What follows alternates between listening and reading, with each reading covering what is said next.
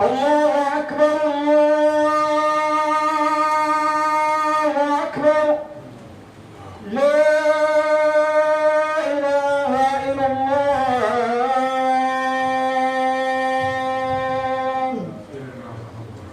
tentole alaye dafeŋol be mario mba tentulate ala nema kuwol kan ay mennu kenye nte kasabila no ala kulli hal kade maro nyini ate ala bulu na duniya hajonin lakira hajolula mbe junube kafaro nyini ate ala bulu niyo la sewo kolongolula aninna sufo la bara jawlu fase yam fa kenye wolula katu alay momo kannandi tonya woni mu kanna jongoti alama ala yen so kandola ngatuwo kan ala tabaraka wa taala e momo filindi inena tewo tarala muk nimma ko la si taragulu misalo dino tilimo kan oto alama ala mennu filta ala ye tilindi janni be fala mbe sede ala ko tonya fango nyama ko man satije minna bato tonya ta namanki alalet adama kilin kafunyo tala la man sakunda maralo nyanta tele tonya man sole mun na tonya ya be lankene mari ka sede ya ko muhammad mala jongole tala kilari ya molem muhammad de ay kilari ya ro futandile ala ya kimenna ay karafa fewo dile man tolu ya aman tilimbali ya sambaje ay man tolu kono to dia fewo la ala ya min diala ila kiso ani la kunna dia be ko minto ani la masibo ni la kunna ko ya be minto ay kono to dia ay sila fulo be itandi o ko manata dur ko to ke baake ate muhammad ala la silo kan ka woto nya sabatinde ay dur ko to ke hani fo saya ya taraw kan kuwa ko fana nin a tarako abebe mabori na be filirin abe nyamori mola muhammad ya be bondi nyoto jandi ngabe dan kula mario la tabaraka wa taala ala kiso anala nema ba ala ma tarla muhammadu ma ani ala dimba ya lu ka fingala saybe kendol la ani mennu yela simfano ma kabaro nyinyandi fo jandi mbeta be na lumoto lumo mi yalon ko wolunne mo be kafula nyoma julol ye jo alungo te kala kusone arintide o be ko la to alla jongolu nsali karafasi ya maroto mfose kafuo ya maro ni wo karafo kono mbe kafunga sila ala masa koto tarimo aninka ya mar kumo moy kabulano bi lafta di am la min khutbato wala mu daji ka buñari mba daji ka hormari mba daji ka kumayari mba e ka afami ko tilimo akole ataba bari ni moya soto ay kayro bele soto mbokki juliti te day khutba bi tay liñ jaglel moy ben jikko bu rafet jikko bu tedda bu jikko bu kawe moy xamne moy jikko jub mandu ci lepp lo xamne yang ci nga mandu ci akatul molu akansa sila alala de man sombe ko taru alsani lonko misilimo de akajela ko tilimo ni ala koto be kafu nyoma wala mo kuwa kunin atara ko anyanta kala tilimoleti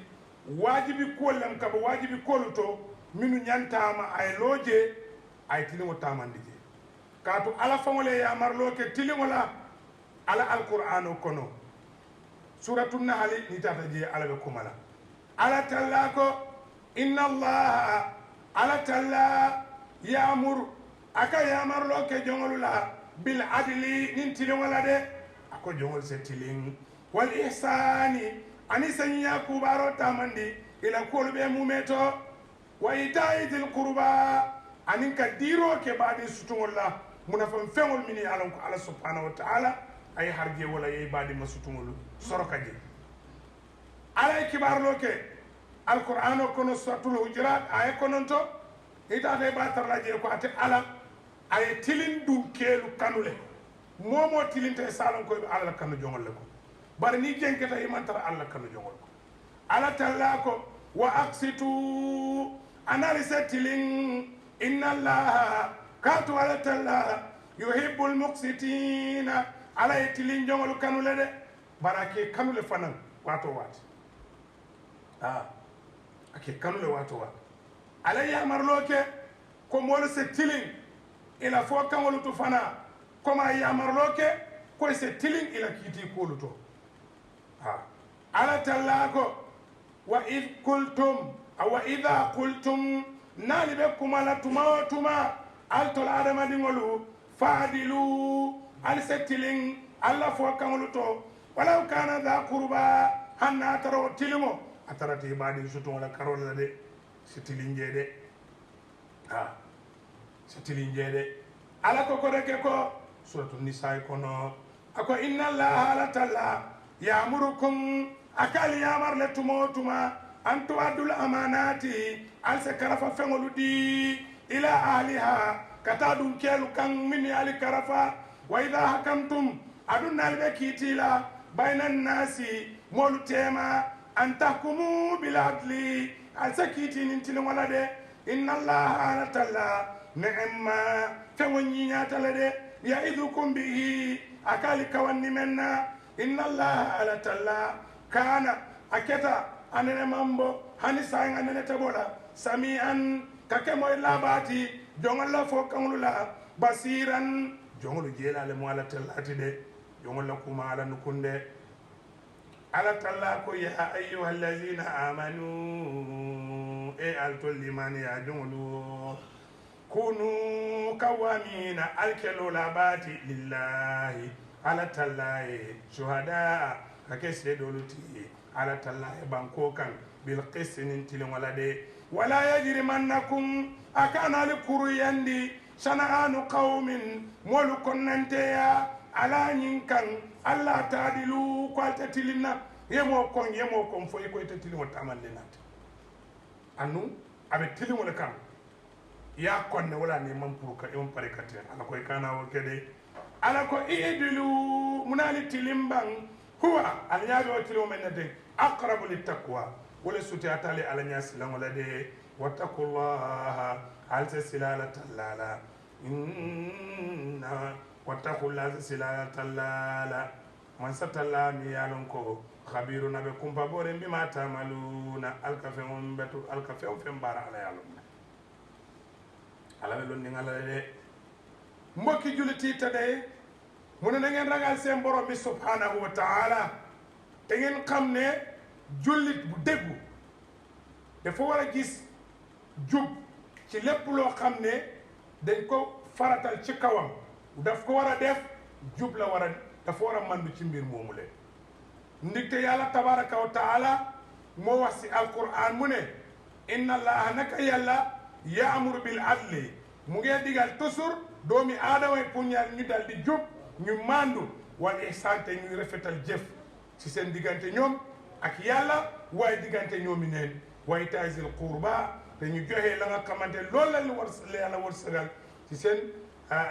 mbokk yoo xam ne ñooy seen mbokk yi ñu jege dimbale leen ci li nga xam ne loolu la yàlla war sëgal moom yàlla wax na si alquran soo demee si suratul Hujurat juróom-ñeenteeli aaya bi yàlla wax ne innahu naka yàlla waaw annahu ne yàlla yuhibbu ahlahu dafa soppa ña nga xamante ne dañ jub dañ mandu ci kàddum mu ne wa aksitu na ngeen jub inna allaha naka yàlla yuhibbul muqsitin sopp na ña nga xamante ne yooyu dañuy mandu ci seen jëf yi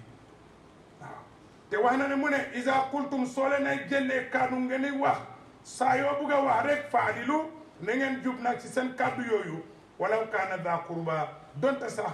dëgga boobu noonu mu ngi dal sa mbokk bu jegeen waaye nga wax dëgga waaw moo gën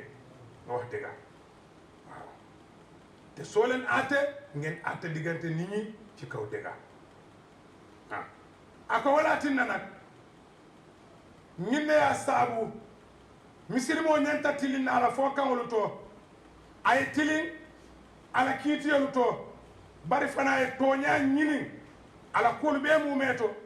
ñiŋ kamma tooñaa walla tiliŋo a se ke adamadiŋo ñiŋ na daaji kooti anduŋa se ka la mankuto ti fana woni ne kana bo a bala fereŋ ma daama be baluwo to ha tooñaa si kalifinti waato waati ala fo kaŋolu tu aniŋ ala baarolu to wolu bee se ke tooñaa a se ke janfalaati baake ka bo feŋo le ka fo miŋ ye ko tilimbaliya aniŋ jenko a se bori wo la aniŋ tooñeeroo isaño ka se laban ay ke tili ñongoti min te jenkela anidiya ta jenkendi la kata tilimbaliya kan walla duniya ñino duniya fe ñini kana jenkendi kata tilingo kan kabo tilingo kan kata jenko kan de ni wo keta doron ala la kanoɓe wajibi ala kan ala la duño aba sotola aɓe ala la buña sotola nala nema kerode kato kila sallallahu alaihi wasallam e kibaro di ako mool min yalon koye mo tilin jongol tilingo kila e kibaro di ko allah subhanahu wa ta'ala ñin tilin jongol yawmal qiyama aɓe sindila mimbarol le kam milɓe norarin ha iɓe tarla nema man soye ɓuluba karola la Allahu akbar ako walle molti mi yalon ko ika tilin ila kiitiyelu to ani ika tilin kuwol to min yalon ko mooli ye marandi wole la ika tilin sambaji muslim kila faadi zota ko man kutu warawla aɓe moolu men nula sini yawmal qiyama ala ɓe wolle ɗumde ala nika koto luma min na nika te sotla fo ala la nika walla duɓente sotla fo ala la duɓew folo ko imamun adil ñaton ka tilin ni mo fo imu almamole tiban itele ɓe muɗu ñaato ñanta tilinne la almama yako fo itele mu alkalo tiban i ñanta tilinne la alkali yako no sate moli fo itele mu sefo tiban i ñanta tilinne la sef ya kono ila tundo moli fo itele mu gouverneur tiban foy mu ministre tiban foy mu directeur tiban hani foy mu kafu kuntele tiban hani foy mu banko président le i ñanta tilimo sambala ko ɓe mumele to de i fana mu imamu le tili imamu na adi bara hani suuti e fangara suwo kono ala dimba tema a ñanta tilimo le sambala na jen ko sambaje doron aka kayro tanole soto kila sallallahu alaihi wasallam ay wolef a folo walela imamun adil to mal wol fana bije wala ko imamun adil wa shabun nasha fi ibadatillah wa rajulun qalbu mu'allaqun bil masajid wa rajulan tahabba fillah اجتمع عليه وتفرق عليه ورجل دعته امرأة ذات منصب وجمال قال إني أخاف الله ورجل تصدق بصدقة فأخفاها حتى لا تعلم شماله ما تنفق يمينه ورجل ذكر الله خاليا ففاضت عيناه يلم ورول من يعلمكم من كتور ولا على كعب منولا أكون سيد على نني كاكوتو لا ريس دبن كوتو لو من دبن تشولا فعلا دبن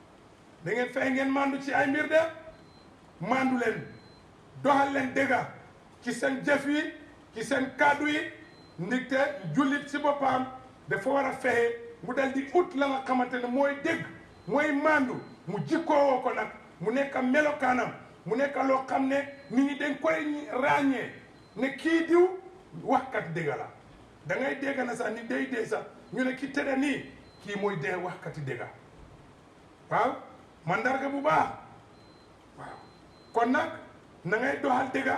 ngay wax dëgga ci sa lépp boo xam ne yaa ngi koy def waaw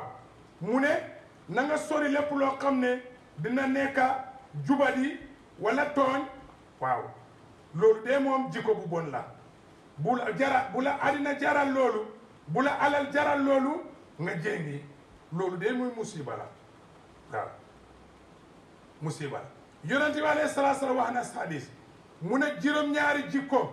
bu fekkee dina nekk na ci doomi aadama ñi ko jikkoo keroog yowmal qiyaama yàlla dina leen dugal ci keppaaram bés bu nga xamante ne benn keppaar amul lu dul keppaar yàlla njëlbeen ba mooy mu ne imaamun aadil mooy njiit bu jub buñ ne imaam du ne kuy jiite imaam déedéet njiit lañ wax moo xam président nga moo xam député ba moo xam borom kër moo xam ministre ba moo am alkaali moo xam chef bi la yaa xam fi ngay jiitu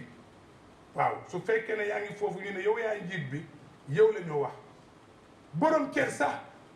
njiit la ñeyal ña nga xamante ne mooy njabootam yi mu yilif kon na ngeen doxal la nga xamante ne mooy jub ak mandu ci bépp mbir parce que keroog yonente mu ne dinañ leen dugal si keppaar yàlla bés bu nga ne amul benn keppaar bu keppaar yàlla subhanahu wa taala kon nag nañ fexe ñu dal di jub mandu ci lépp loo xam ne ñu ngi koy yëngu su ko defee ñu dugal ci keppaar yàlla subhanahu wa taala aqulu qawli hada astaghfirullah al aliya li wa lakum ولمن آمن وأسلم وصار مسلم فاستغفروه إنه هو الغفور يغفر الله لنا جميعا تنتوبي عليه دافع والبي ماريو من سو من كتا كو كنده بارالالو دي مالات مو نيمالو على لموي دي مالات كاكي سوني نيمو داني النبي يومو بيف سمانتي دافع والبي بونيا ياريمو عبد الله بن ما نكيلا ريامو با محمد صلى الله عليه وسلم altol baadi wolu altol mi ya limaniya kanta al sonno mola altol min be laari muhammad la kilari ya moyal tilingo nka kacami na jang ay kuwol sotole lanke no kuwol soto mi yalon ko e ka banke hani fo niya ye kalon ko nyimu tilingo abe wolu kono ada madu nyanta tilin nani ala temale ala mi ye sotondi aw jada kamina la adami ala ye soto kabo foya iman soto no te ada madu ala le sotondi woto ñanta tilinna ala la le ala ye ne i kana ala tano batu ima ñana ala tano batu la hani ka fula ka fu alama ima ñana wo kela ala la man kutolu ima ñana wolu sumanna atanolu ye i ñanta ala nomala le ima ñana ala sokila i ñanta ala finkonna le ima ñana i fa ñinandi la ala la bari ñanta ala jayila le kana kafire ala la nemo lamil ke kaatu adamadiŋo ala ye meŋ kaaye daa feŋ kiliŋ taa ke la noo ye i kana ala tanoo batu kana dankeneya ke feŋ to miŋ ala maŋ ke ala kana wo ke niŋ wo ke jenkoo le taamandi ni ala teema anduŋ ate ye wati la de niŋ ye jenkoo taamandi ni ala teema nkoye ate wati ate wati ala maŋ ke kunseyi mansati kaani moo maŋ deŋ ye ala bokkut ken askan na moom doŋ ako fulanjango isa kiiti molu tema na tere be kiiti la de be kiiti dula tili molu tema wala mu hakati o hakati yala hako diala ana nyanta mi sotole anyi kaya dia do ko bi jam tayin kiiti bu ngolu to kesi sol be join ring ka kesi sol join ke join nga join atare nyaay to nyaade fuka pare mol dol be la kaburo kono bi wala kiitol be court house imera tili mo dila baynama ye tiliŋolo ne fo ka pare femma wo kiitiyolu sekindi wo ñam fo duko ani jenko alta albe ala tarla jeele albe ala tarla jee naali yamara wo kees mu fulis kees let albe wo tarala ala yaale alibaalu na ko ala manke man sati min ka toñeroke ha ale wo jibe koye tilin kiitiyolu to moolu tema haketi o haketi yala hakko ñika yaadi yala ok ako fanan katilin no mo musolu tema fo musu fula fo saba fo nani wa yetili tema e kana jen ko tamandi futu musol tema de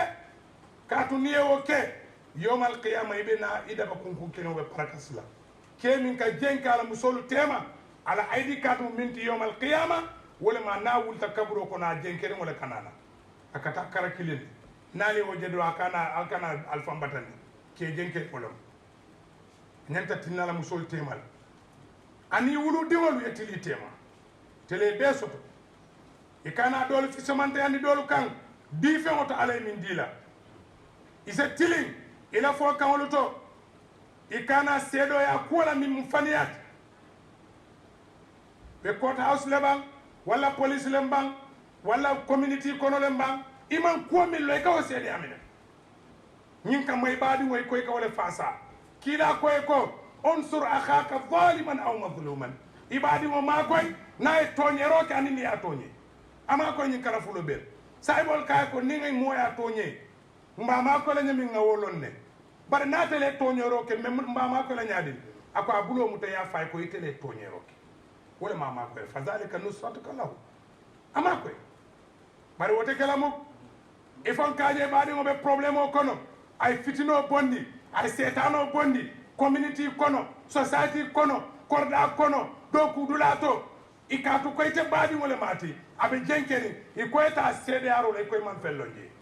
wala ta kuma fo mi man kenya le koy ke baadi wala kanan wallahi ni akanani dunya yomal kameta kanandi lam amanke am possible ta kanandi la no de koto kane fambula problème kono de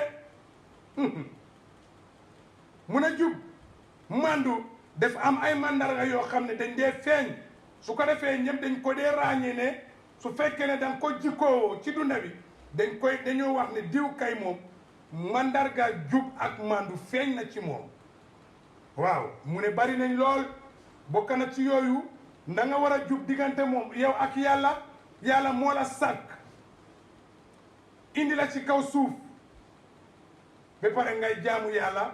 nga jaamaale ñeneen ñoo xam ne du yàlla wala ngay bokkaale yàlla loolu da nga ko war a da nga tooñ yàlla de da nga war a jaamu yàlla nga topp ko waruloo mooy yàlla da nga war a toog ngay fàttaliku yàlla subhanahu wa taala bañ koo fàtte waaye nga sant ko gërëm ko ci ay xiiwal yum la defal su ko defee nga bañ a nekkal koo xam ne da ngay dal di nekk yéeféer bañ a sant yàlla ci ay xiiwalam yum la defal mu ne nga jub nag si àtte ba diggante doomi aadama yi mooy nga jox ku nekk akam ak li nga xamante ne loolu la yelloo nga jox ko waaye mu ne nga jub tamit diggante soxna yi ak doom yi sax soxna yi nga xamante ne yaa leen tag moo xam ñaari soxna nga am mbita ñetta wala ñeneent wala ay doom mu ne nga doxal jub diggante ñooñu de su ko defee nag yaa leen yilif nga bañ a génnal kenn ci kaw moromam mu ne sooy wax namit nga wax dëgga waaw bul seede loo xam ne xamoo ci benn dëgg waaw te bul wax fen bul jéngi loolu tam lu musiba la wo fanan be mu ma sibolati mu ma ñana wo kala ibadallah walil adli thamaratun at-tayyiba walil adli thamaratun tayyiba wa min thamarati al-adli ya ibadallah في الحكم إشاعة الطمأنينة في النفوس أكو أنتل بعد مولو أكو تلمو أي تين إل سوتو نين سافو كو يريد ولا نفع كل سوتو من ببتيارين سوسايتي كنا أكاب سيارين نه برابي ولوتو كتلين كيتي كولوتو كادو ني تلين تا تلين وناسو دا سوسايتي كنا درو يلا كمين ناتنا طمأنين في النفوس أكسون مول تنكوني تلين أكسون مول تنكوني نين تلين وتامتا درو يساجي مو بي كتر peace of mind كنا مو بو كتر سيناري عمر بن الخطاب لجمانو قيصر ملك الروم أنا نكيلا كي عمر بن الخطاب لكوتو pour ka jibe ala kul be nyaadile bawa ka umar la ko moy nyami ani umar la tilingo ani umar la beteya ani umar la hakili tuo ani umar la ala nya silango ay wo kibar jamal le moy ala ko ay kila ki madina pour wayta umar la ko monito ka jibe aka balu nyaadi umar ibn al-khattab la ilaha illallah momo ni atre mu nyaton kote e mara roleke dukare fere kayeta umar tariko do karabe ma ko la bak ibatar la ko moti je min lafta tilin wala katambe umar la kenni woni tata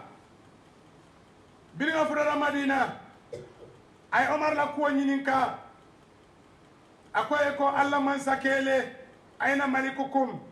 faqalu ma lana malikun bal amirun e kay man saketen to nga amirun sutu wolu umar la be sirin kila la siran bakan sallallahu alaihi wasallam e kay ko ngamira findita madina e bantala le de atata fonyon ni wala ken ni woni findita maliku kaisar yemin ki atata ka umar yini aya tara umar be sino la kenyo kan aya la dokota aya kumola kan be sino la abe sino la security tiye security tiye abe sino alota umar jube akawa kuyata ajakalita ako bari ñinne umar ti ñinne mi maradi misilimo labi doron silam nya dun tala koto umar la koto ako rajulun yakunu jami'ul muluk لا يقر لهم قرار من هيبته وتكون هذه حالته أكو كيف فعل الأرنب بالسينولا ميالونكم من سكيلو من ياسومي أسوتو إمان ياما تنكو سوتو أتى سيلانيا كما كاتو عمر جمانو نيه جنكو تامندي إنو عمر كادي قالله مالا في جنكو والله أتلك لو أثرت البغلة في العراق la dhanantu anna Allah sayasaluni limadha la tuslihu lahu tariq ya Umar ako nimme Madina bakhallo suufalo aɓe taamola Baghdad Iraq banko kan ntele ɓe mararin jeela misilmo la karola na parakasta ɗum tadin ko kono silata ala kananta ñinin ka munatinna mansilode ɗaye mansilode ɗaye katu ko ala responsabilité ɓente ka hey duniya mana mansol foy kañi moylama law athrat albaglat fi l'iraq la dhanantu anna Allah sayasaluni limadha lam tuslihu lahu tariq ya Umar kenni woni jakalta ako rajulun yakunu jami'ul muluki la yaqarru lahum qararun min haybati mo buka tenkunno Omar silon kamma bari ako ala haalo jibabe laari ngabe sinola mole fo ta dandangola min ka kan mune ka Omar kanta yewolon tonya ka Omar tan kanta tonya wala ka kanta de amanke security ka fo ko mollem ni kidol inin kido sifal be wala kete kantan ila jen gole o sab ako walakinaka ya Umar adalta fanimta akaye ko itilintale ite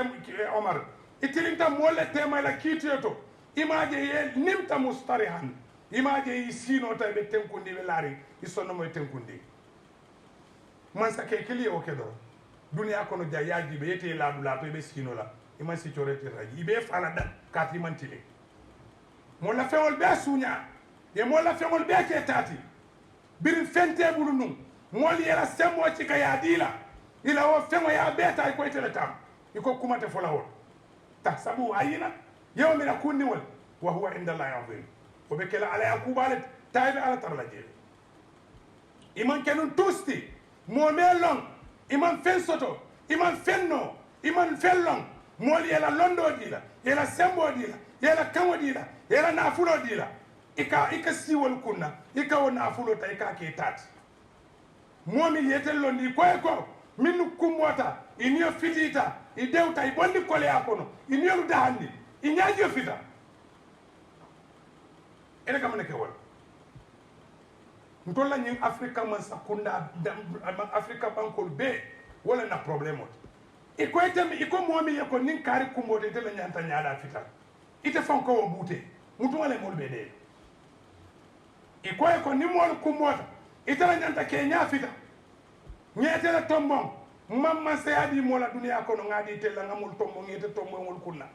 barni kumbote nya fita waye fen sababi je fen danda bi ale wonnati pour itanol kana lonko wote tolbo man saya niaje ale ya tombo adi man sole ka fo mansa pour dobal kana doba yalo ye fa sa ye ke nyaade ye ke sembote ye ke ya alfati ye ke la kul jaralati le fanko dawo bayta fanka wo dobal la femul sunya ye ke ka kul to mi alon ko imadi la o kama janfa fania tilimbaliya ka fo ko ha antele sembo ben telebo kunu semmete bulude wo sembo alabe konti bolala ni tulunta wala ka tuli fanne la de billahi e ya ila kala dulande ala man te man tulum man satide ni mi metulum wala tulum awade barni ala bulo site la tilimbaliya kono ibalo nako ala man ke man sati min ka tilimbaliya fas man se ala ya di wala pour do bal kana kalamu na fulo ala ya dira ñine kama pour foirul kana kala yema ko yela ko kol soni andi bulu londo ala ya dira ñine kama pour jahilol kanela jahiliyalo ye londi ñun mu nemo let kenni way Omar jibede akay ko ha akay ko ya Omar adalta fanimta mustarihan akay ete Muhammad ete Omar itilinte la kitolu tole molu tema ifele yella ibe sinola ibe dahari akobare ntolla mansa kelu wolbe jenkerin ne wolu man tini wa tamande ako wala atina nyanta wolu la yazalu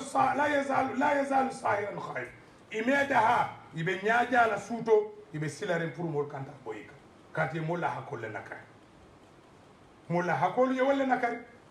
mbokki juliti tedey jobda da fay tax adina mu daldi am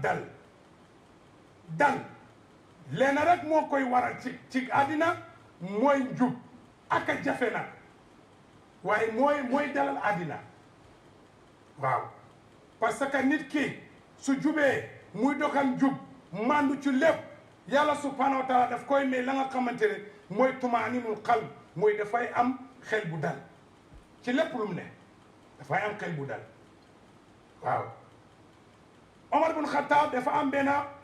waaye ki ñoo ooyee Maliku Kaysar dafa yónni benn ndaw ne ko demal seetal ma Omar naka la mooy dundee parce que dégg ko ne Omar jubkat la dafa mandu day farle koo xam ne dañ ko tooñ Omar du tooñ kenn te képp ku tooñ sa morom ak noo mu ne am doole ak noo mu ne alal Omar dina jël akam bi ci yow mu delloo ci ak xam ne mooy borom akam du ci tax xam lu dara mu ne ko demal nga seet ko naka la mooy dundee waa ji dem ba Medina laaj mbiri Omar mu ne leen Omar laay laajte seen buur ñu ne ko ñun njiit lañ am amir ñu ne ko Omar la waaye dafa génna mu dem di ko ut fekk Omar mu ngi tëdda ci kaw suuf jël état bi teg ci kawam def ko jegenaay waa ji ñëw tiim ko fekk Omar baa ngi nelaw yu xóot mu tiit na ne ay Omar bun Khattab yaa mel nii yaa tëdda nii mu ne ko waaye da nga àtte diggante doomi aadama nga jub ci sa àtte bi looloo tax nga nelaw yaa ngi nelaw sa xel baa ngi dal dama ne nguur yi nga xamante ñoo nekk ci àddina demal rek nga nelaw bañ a yóbbu si coreti rek léegi tey ñu rey la pag seen tur yaa yëpp jubadi la jubadi kese jël alali ñu ñàkkay di ko defal di ko jëfandikoo ni nga ko buggee waaw nga foog ne loolu lu néew lu yombul mu ne ko yow kay moom atte nga de diggante doomi aadama yi jox ku nekk ak xam yaa ngi ni tëdda waaw yaa ngi ni tëdda di nelaw ak xel bu dal mu ne ñun suñ buur yi dee moom ñu ngi ragal rek nelaw saa duñ ko dee mun a def ñu ngi ragal rek kon na man sol be ibe silari ibe silari ibe ñaajaari ibe dewri ha tilimo beti atale moro tilimo samba ila fo kan fo be ka kumo min fo tilimo samba ji ni ko mo le ko ñing lowo kan wala foroyaati ko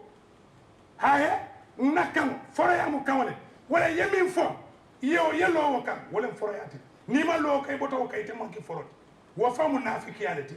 kila ko sallallahu alaihi wasallam ayatul munafiq salat afo nafiko man kutu sabale bal na kacate ase faniya fo ni ay lahida ta timmandi la ni ya karafa se jamfa hahe ila kuma ka kandan wala foroyaati ni mela loyla kuma kan o kan ilota fewo fe kam mi ela kuma kan wali iman ke foroti mu jongolete hahe fon se to nyaala fo ñoy itala ko ten ina ta sali ko ten ikol jibe ba ita se keno forot hani ya fan kumandi forot kemelela iman ke foro zero famati ha ngor day samba kado ya wax li samal sa kado li nga wax nga taaw ci waaye boo ko jéngee rek xam ne yow doo gor jaam kese nga te am naafeq na tamit waaw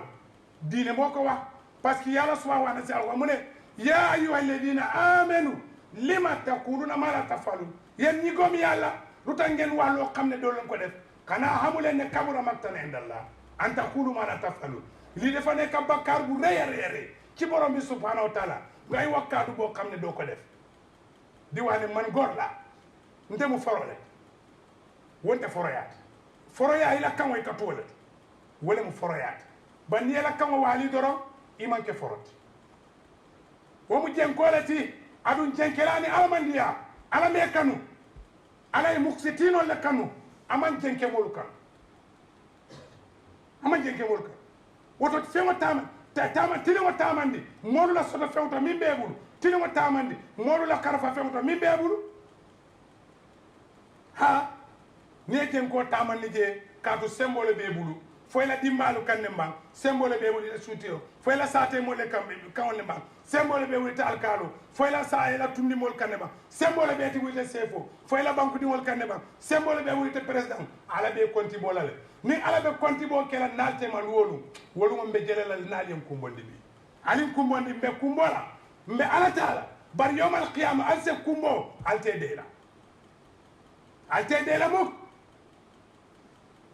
katu ko toñerolo mammo kilina hako nakarole je ala ya masiboto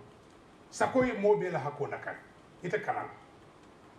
اللهم اجعلنا من الذين يستمعون القول فيتبعون احسنه اللهم ارنا الحق حقا وارزقنا اتباعه وارنا الباطل باطلا وارزقنا اجتنابه اللهم حبب الينا الايمان وزينه في قلوبنا وكره الينا الكفر والفسوق والعصيان واجعلنا من الراشدين يا حي يا قيوم يا فتاح يا رزاق يا كافي يا مجيد يا ذو القوة المتين يا من إذا أراد الشيء يقول كن فيكون يا من خزائنه بين الكاف والنون وصلى الله وسلم وبارك وشرف